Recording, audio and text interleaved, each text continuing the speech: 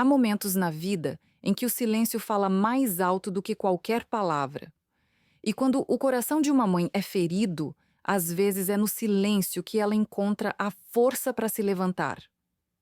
Hoje, eu quero te contar uma história sobre dignidade, paciência e sobre como o tempo, com toda a sua sabedoria, sempre encontra um jeito de colocar as coisas no lugar. É uma história de uma mulher simples, que amava o filho e o neto mais do que tudo, mas que um dia foi tratada como se fosse um peso. E mesmo assim, ela escolheu o caminho da calma e deixou que a justiça viesse por si só. Então sente-se com calma, pegue o seu café e venha comigo ouvir esta história que começa assim. Eu nunca gostei muito de festas barulhentas, mas naquele sábado eu estava realmente feliz. Era o aniversário de 5 anos do meu neto, o meu pequeno Gabriel, e ele tinha me pedido para fazer o bolo de chocolate com cobertura de brigadeiro igual o da vovó, ele disse, com aquele sorriso que derretia qualquer cansaço. Passei a manhã toda na cozinha, batendo a massa com calma, lembrando dos bolos que fazia para o meu filho quando ele era pequeno. O cheirinho do chocolate se espalhou pela casa, e por um momento tudo pareceu como antes. Antes de ele se casar, antes de tudo mudar. Quando o relógio marcou 3 da tarde, a casa já estava cheia. Crianças correndo, balões, música. Eu tentei ficar no meu cantinho, ajudando a servir os salgadinhos, sem atrapalhar ninguém. Mas percebi que a minha presença incomodava alguém.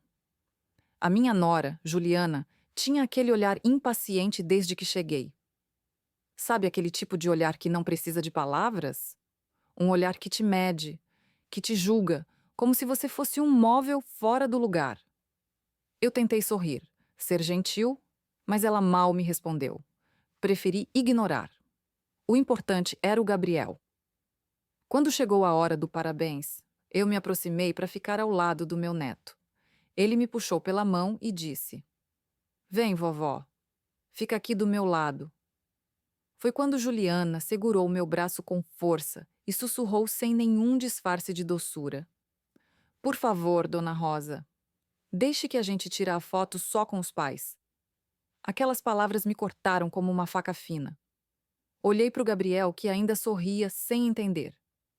Dei um passo para trás e deixei. Não queria estragar o momento dele.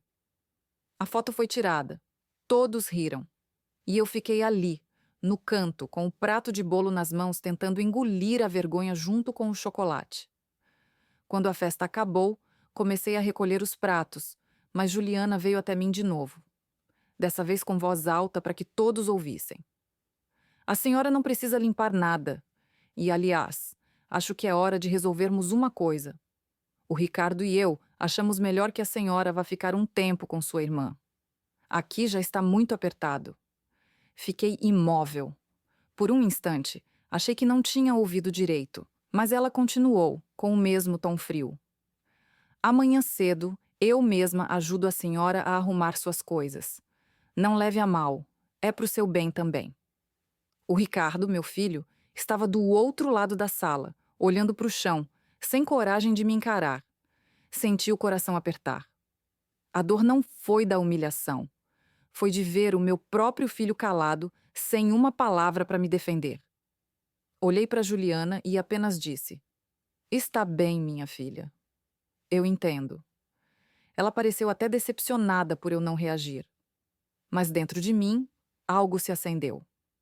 Não era raiva. Era uma calma antiga. Aquela que vem quando a gente percebe que não precisa provar mais nada. Fui para o meu quarto. Fechei a porta devagar, sentei na cama e olhei em volta pelas últimas vezes. A colcha que eu mesma costurei, a foto do Gabriel em cima da cômoda e o abajur que eu ganhei de casamento há mais de 30 anos. Peguei o telefone fixo da mesinha, aquele que quase ninguém mais usa, e disquei um número que eu não ligava há tempos. Do outro lado da linha, uma voz firme atendeu. "Alô?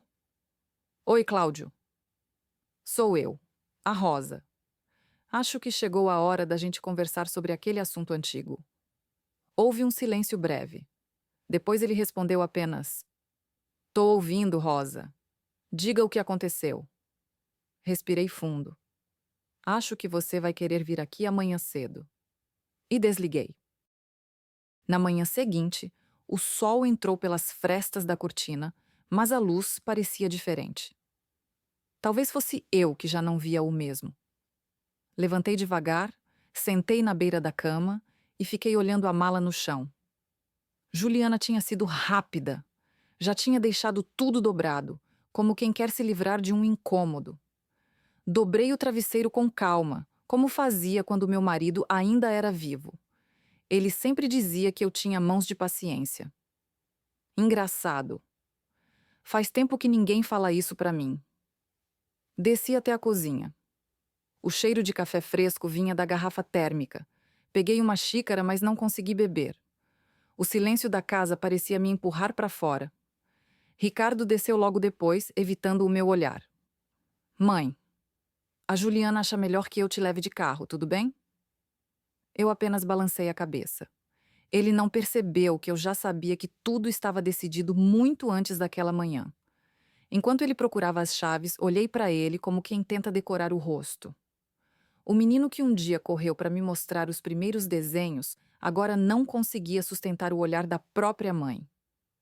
No banco de trás, a mala pequena ao meu lado parecia mais pesada que eu. Não pelo que tinha dentro, mas pelo que significava. Quando chegamos à rodoviária, ele disse rápido: Cuida de você, tá, mãe? E antes que eu pudesse responder, já estava voltando para o carro.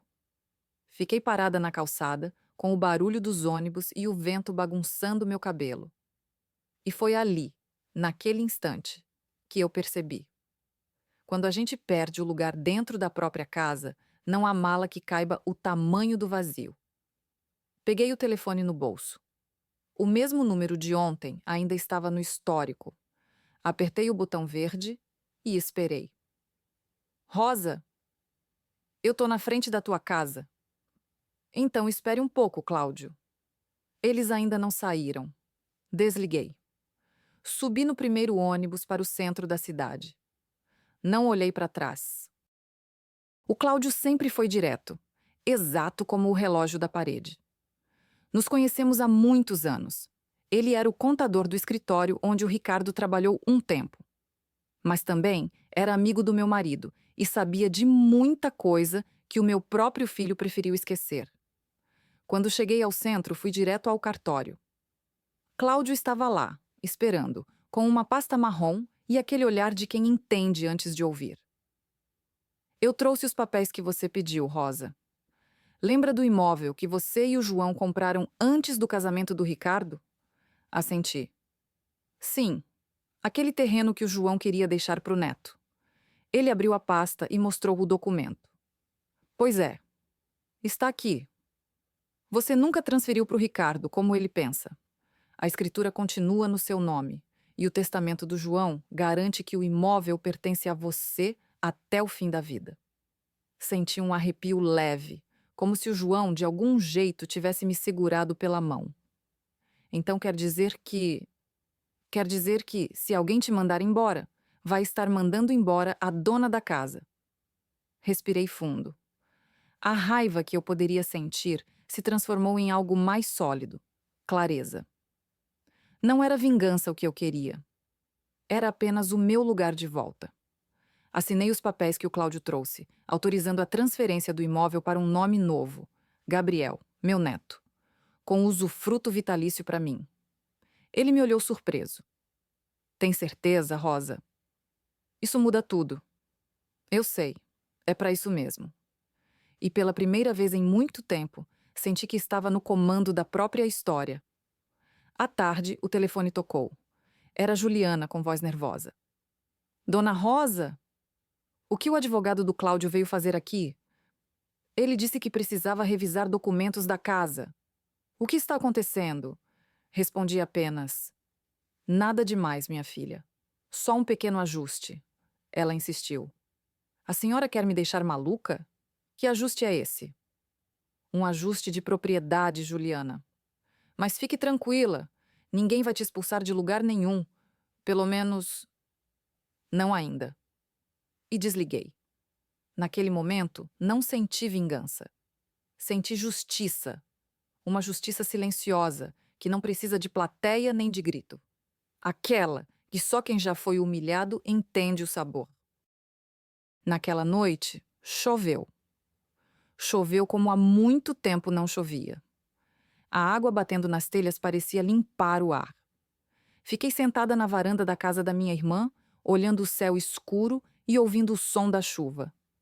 Às vezes, a vida se resolve assim, sem que a gente precise levantar a voz. O tempo se encarrega de devolver o que é nosso. Peguei um caderno antigo e comecei a escrever. Escrevi para o Gabriel. Contei sobre o avô, sobre a casa, sobre o que significa ter raízes e saber perdoar. Disse para ele que não guardasse rancor do pai nem da mãe, porque o rancor pesa demais, e quem carrega peso não enxerga o caminho. Fechei o caderno, amarrei com um laço de fita e guardei junto à escritura. Era a primeira vez em muito tempo que eu sentia que tudo estava em paz, mesmo que o mundo lá fora ainda estivesse em desordem. No domingo, Ricardo apareceu. Sem aviso, sem flores, sem desculpas. Só ele, molhado de chuva, parado na porta da casa da minha irmã.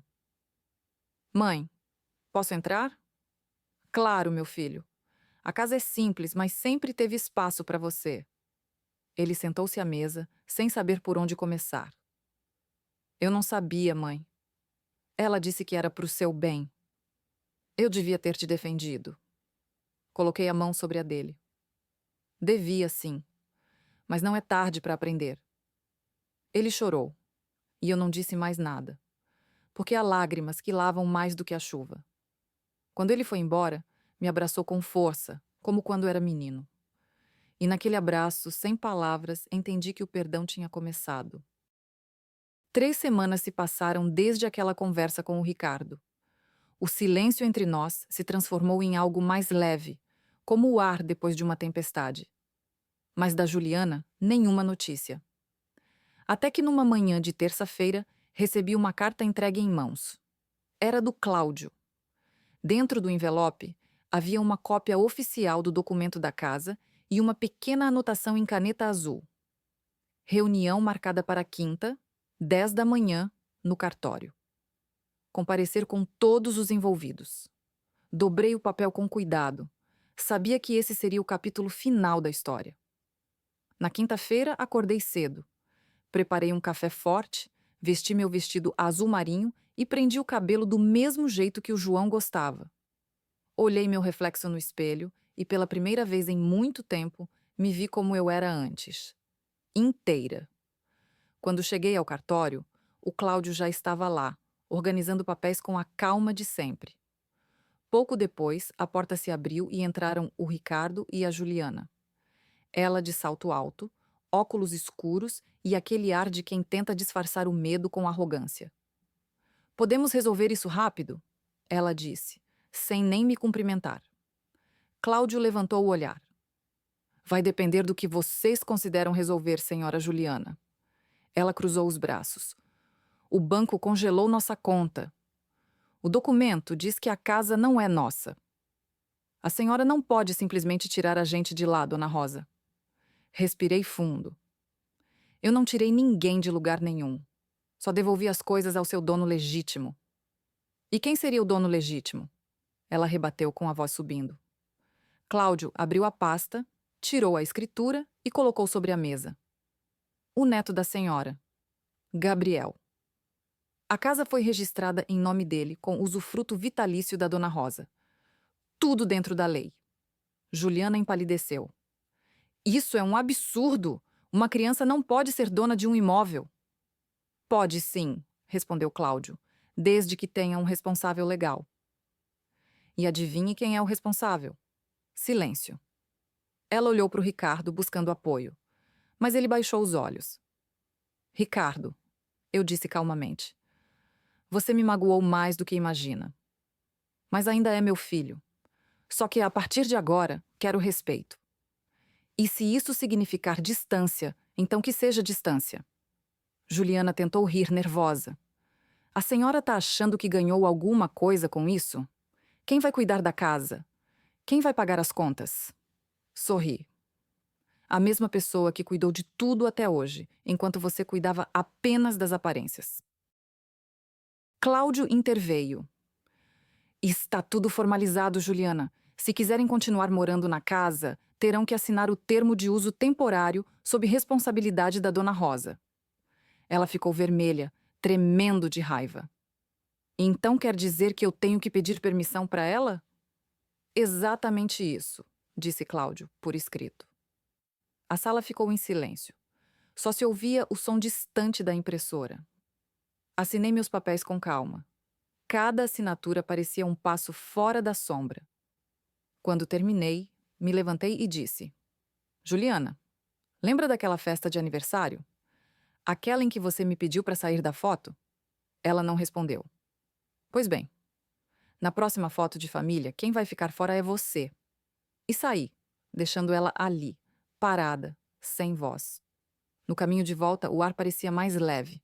O céu estava azul, o vento morno. Comprei um buquê de flores simples, margaridas, as preferidas do João. E fui direto para casa. Sim, para casa. A minha casa. Quando abri o portão, o Gabriel estava no quintal brincando com o cachorro. Quando me viu, correu até mim gritando: Vovó, você voltou! Abracei ele com força. Voltei, meu amor. E dessa vez, pra ficar. Entramos juntos. A casa cheirava diferente. Uma mistura de sabão e flores. Olhei em volta. Nada de luxo, nada de novo, mas tudo exatamente como eu lembrava. O lar não é o que a gente compra. É o que a gente protege. Juliana apareceu na porta da cozinha, visivelmente desconcertada. O Ricardo pediu para eu ficar, até resolvermos as coisas. Fique à vontade, respondi. Mas agora, quem dita as regras sou eu. Ela ficou muda, sem coragem de retrucar. Pela primeira vez, vi nos olhos dela algo que nunca tinha visto. Respeito. Ou talvez medo, que às vezes é quase a mesma coisa.